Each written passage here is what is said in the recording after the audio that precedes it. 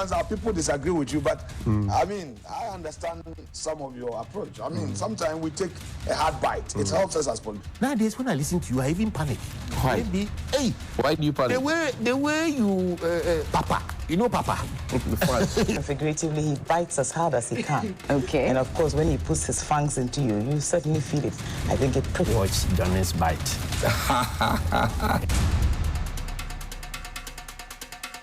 Johnny's bite. Johnny's bite. Johnny's bite. Johnny's bite. Johnny's bite. You know, I've watched you. Sometimes our people disagree with you, but I mean, I understand. Bismillahir Rahman Rahim. Alhamdulillah Rabbil Alameen.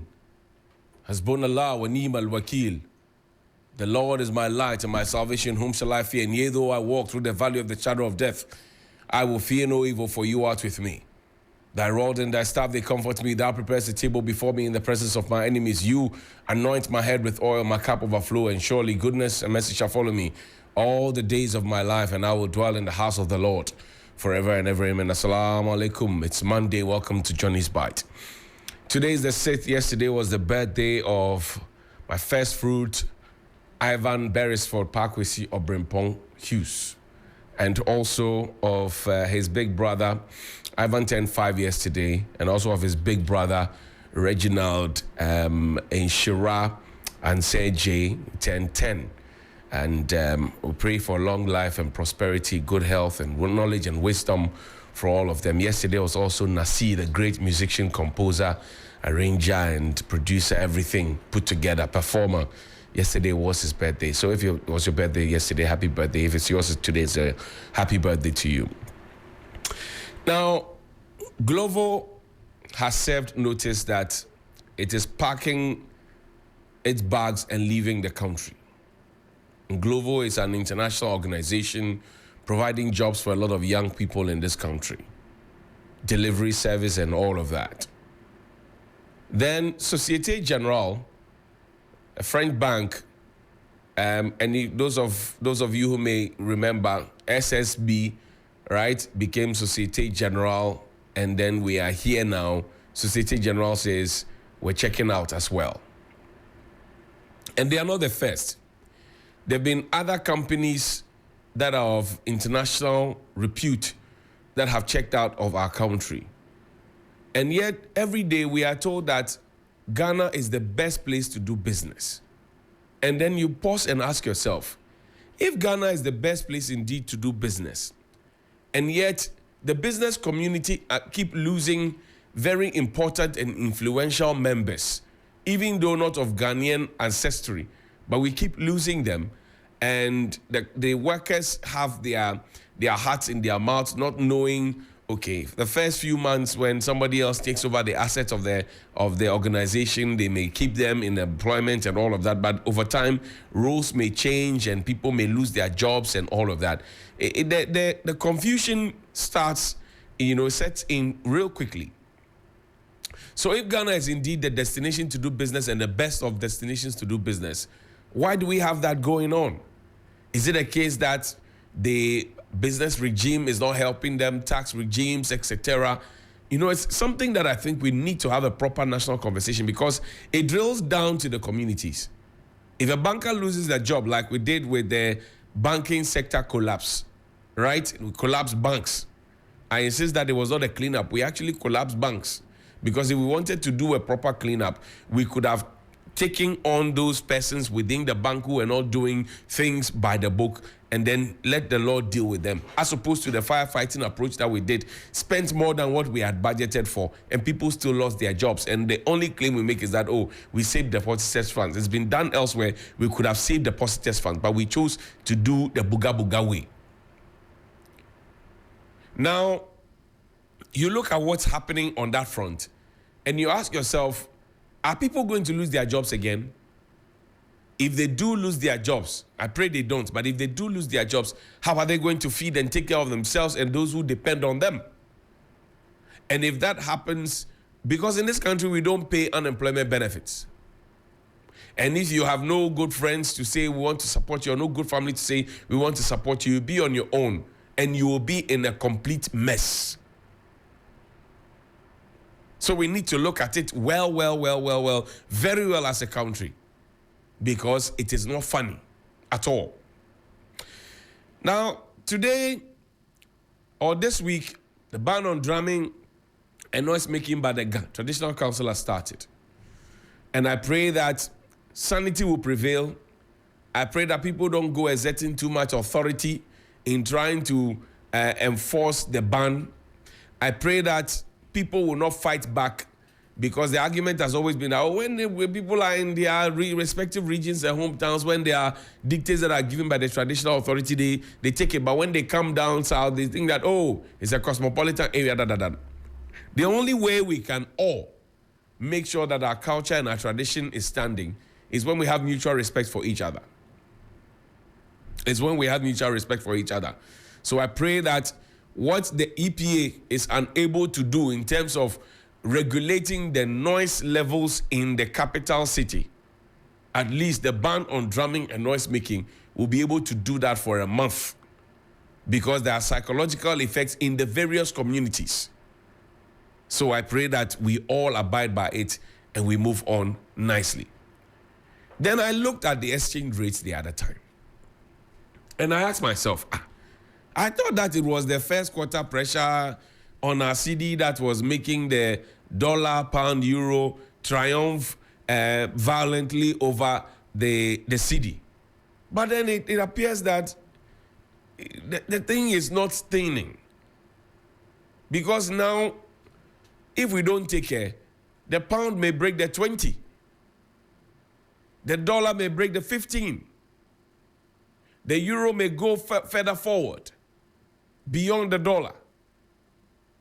So, the dollar that was arrested, which he was given to IGP Apietu, did it break jail? If it broke jail, then we should have a red hot alert and notice over and around its head. Because if you're an importer, if you deal and you deal your business in dollars, you'll be in trouble. You will be in trouble. I'm not an economic guru, and I cannot pretend to be one on any day. But I'm saying that, can the economic gurus and the people in charge of our economic management team, because you see, all the three issues I've spoken about, they drill down into the communities. If I go and import my stuff, the duties at the port are expensive. The amount of CD I need to go and swap to get my dollar to be able to buy those things, all pad it up. When I bring, if it's a tin of milk and I'm bringing it here, I will pass on the excess cost to the consumer and the community. And that is why we talk. That is why we talk. And we will talk about those things because, for example, over the last weekend, just Saturday, my good friend Glaston Makwabwa married his love, Theresa. They did the wedding at Dakuman. Beautiful place. A Parliament Chapel. Very, very beautiful church. Nice organization. Very beautiful people. And the lights kept going on and off.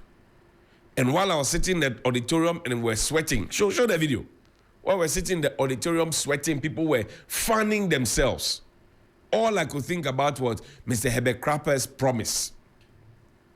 And also the Minister for Energy's talk, and we're always trying to politicize a situation. Beautiful people turned up. And the lights were off. And the lights kept going off. And the church, I inquired, and the church said, we had used the generator for an all-night service.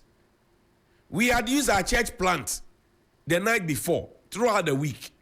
We had even turned it on in the morning at 10. And then it kept developing a fault and kept misbehaving. Then there was a private soldier who thought I was some idle civilian who came to me and was trying to instruct me. The lights have gone off. A beautiful ceremony as this, the lights had gone off. So the 10 days that we were giving, The 10 days that we were promised that all these things will become a thing of the past, was it a reality? Because the truth of the matter is that we still owe the IPP some money. Fact. We have paid some of the money, but we still owe the IPP some money. And I suspect that when we say, oh, there's no Dumsor, we mean that the problem is not technical, but it's financial. Maybe. But it was so embarrassing. But you see, the people were committed to honoring Akwabo and his wife. So they stayed. They moved nowhere. And that is the situation across many parts of the country. Many parts of the country. So why do we keep deceiving ourselves that everything is okay? And I suspect that private soldier may have gotten through protocol, so it's okay for defend. Yeah, I mean, because when he was talking to me, I didn't really understand what he was trying to say. You are a newsman. News has broken. You have seen the news. Then somebody in uniform says, don't report. And I'm just looking at the Press Freedom Index, Ghana's ranking on the World Press Freedom Index. In 2017, we were second on the African continent and 26th in the world. In 2018, we were first on the African continent and 23rd in the world. In 2019, we were third on the African continent and 27th in the world. In 2020, we were second on the African continent and we're 30th in the world. Then we started dipping. So Nana Addo Dankwa Akufo-Addo and his government, they came to meet and inherit a World Press Freedom Index where we were number 2. Then we came to number 1 under their watch. Then we went back to number 3 and then number 2 and we were 30th, 26th, 30th. Then we dropped further to 60 and we dropped further to 62. Today we are back at 50. They say give us a round of applause. Or give us a round of applause. And I ask myself, how did we sink so low to be celebrating such mediocrity? The thing was at 30. The thing was at 26, 27. We were doing so fine. You come and you drop the thing to 62. Then you bring it back to 50. And you say we should applaud you. Between 50 and 30, which is better? Between 50 and 26, 27, 29, which is better? Let's be honest with ourselves. Let us be very, very honest. Saturday, when that private soldier walked to me, I said, look at this. If I make a report, this will then enter the data. So it took one of the pastors to tell him, but why are you preventing the man from doing his job? And if I had not stood my ground, he would have, so all jacked up. But we are with the jackapo. I'm not some idle civilian walking aimlessly, not knowing my left from my right. If the lights go off, it goes off for all of us. So if we're at number 30 under your watch, 30th place, and we dip to 62, and now we have come to 50, what is the applause for? That we are happy that we are now at number 50, having dropped from number 26 to number 50, we are happy. Why should we be happy about it? And it's the same mentality that we attach to the communication service tax. You remember it? Communication service tax. It was at 5. We took it to 9, brought it down to 6. Say, well, clap for us. Who asked you to move it? Who asked you to move it? Because when you do, the people in the various communities, they have their own issues.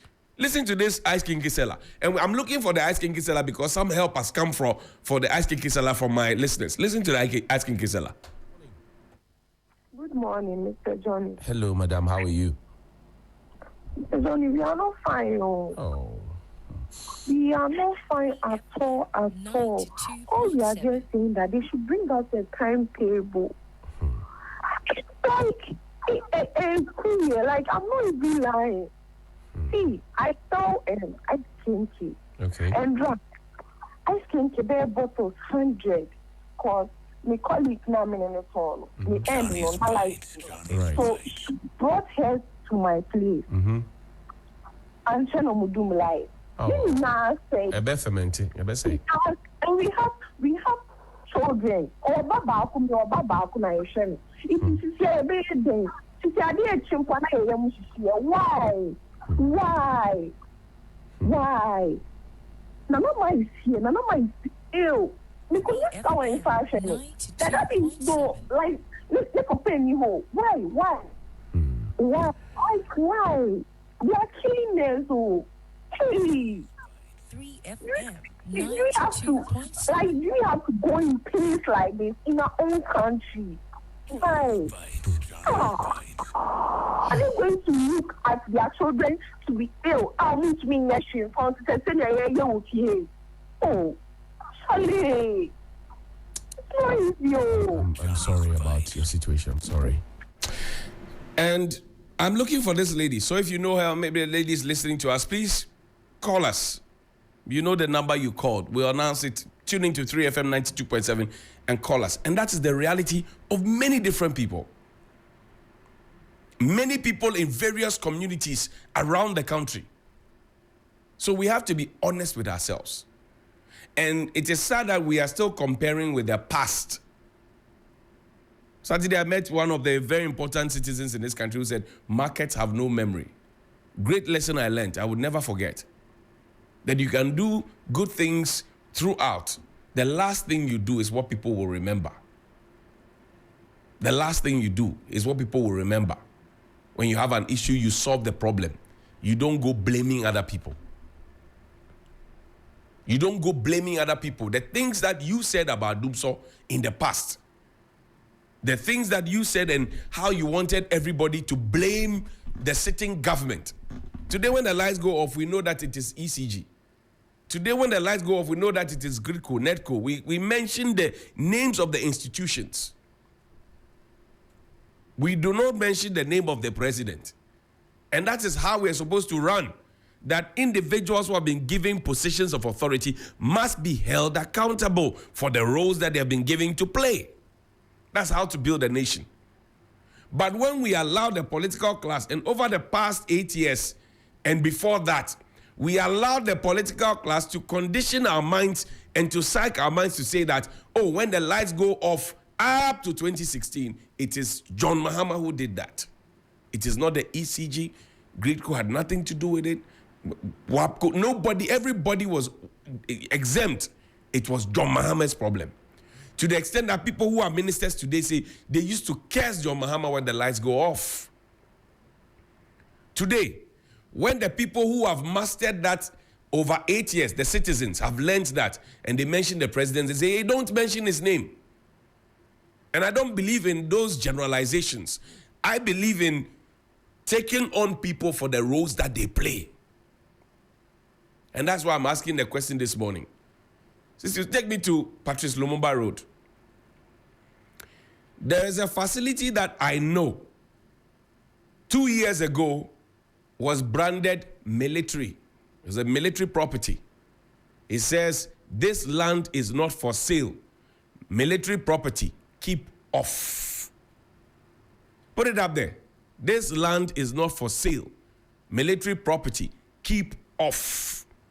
That's the house. Anybody who is a soldier, who is up there small, they know what I'm talking about. And I told you, I will be showing you, because I've already told you the lands that are being grabbed. I've told you the prison officers training school, POTS, a portion of it is gone. I've told you some official residences of officers in uniform with their pegs on their shoulders are being grabbed from them. This land, it says, this land is not for sale. Military property, keep off. 2 years ago, this was the notice there.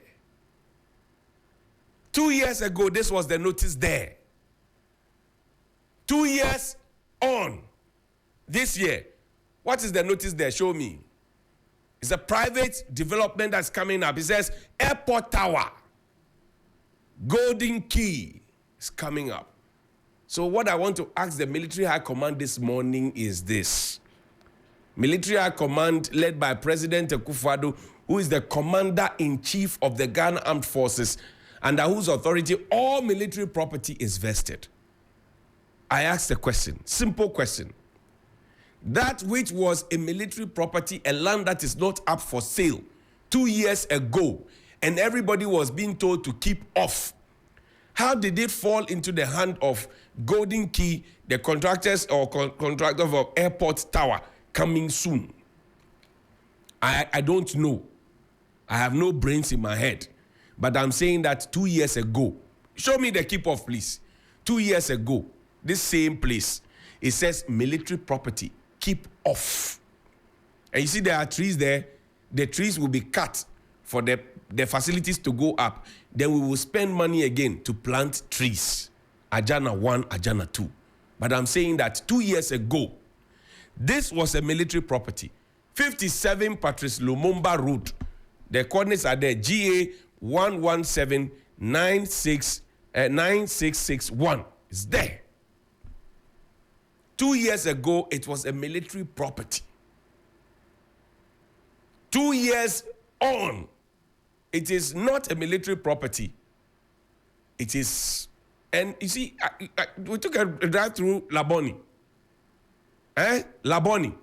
Play that video. We took a drive through Laboni.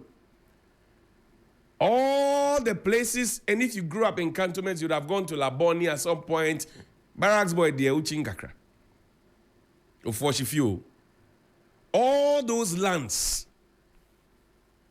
those lands that had hedges and all those homes, they are all now being converted into something. And you're asking yourself, so the people of La, whose lands now have become, and the people of Osu and all those other traditional places, that those lands that have fallen into hands, do they have no leadership? Onukpa beje lo sayo. Akeshikpon akenya. What is going on? And the people are vanishing. The Gan people are vanishing. And it's not just in Accra. The land grabbing is all over the place. I told you, the parks and gardens land, some in Wa, a portion of it has been taken and converted into a filling station. It is happening everywhere in Ghana. And it's the same set of people. Go back. No, I'm wrapping up on the military thing. Go back. Let's ask the military high command this question. Military property. 2 years ago, it was a military property. 2 years on, Golden Key had put a banner going in front. That airport tower coming soon. And when you go to the airport tower and they give you the price, I'm sure that you will shake small if you are not a rich man. This land is not for sale. Military property. Keep off. And you know when the military says keep off, you dare not. So how did the military property keep off now fall into the hand of a private developer? I'm just asking questions. Is Minister for Defense Dominic Nitiwol aware of this? What role did he play in this? The CDS then and the CDS now, what do they know about this? Because the other deeper information I got was that, we said we were taking the people off so that we could build apartments for the military to live in. The airport tower, are those supposed to be the apartments for the people to live in? Military property, keep off, is now in the hand of Golden Key to say airport tower is coming soon. Okay. Please call me 055-924-2717 and 055